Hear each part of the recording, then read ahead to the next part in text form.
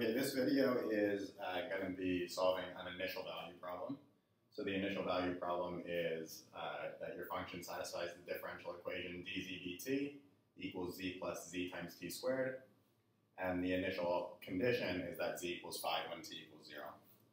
So the first thing is to solve the differential equation. We're going to solve this by separation of variables. So to solve this, we sort of want to write this right-hand side as a product of a function of z and a function of t. So I'll write first that dz dt equals z times 1 plus t squared. And then I'll bring the z to this side. So I'll write that 1 over z times dz dt equals 1 plus t squared.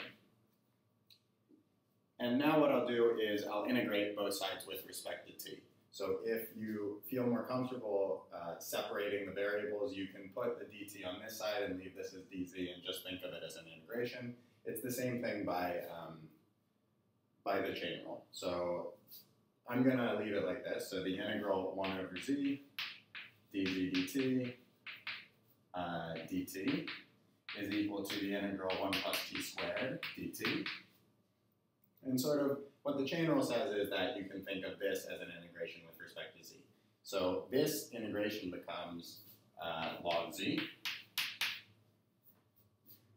And this integration becomes t plus t cubed over 3 plus c.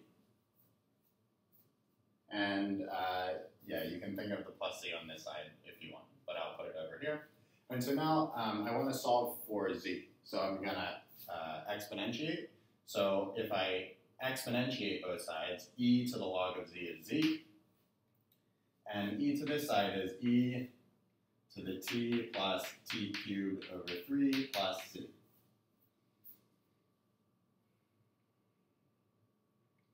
And now the only thing that's left to do is to solve for c using the initial condition.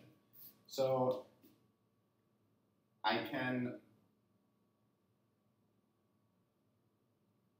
So there's two ways to do this. I'm gonna rewrite this as z equals a new constant times e to the t plus t cubed over 3, just to make it easier. So if this is e to the t plus t cubed over 3 plus c, you can think of this as e to the t plus t cubed over 3 times e to the c.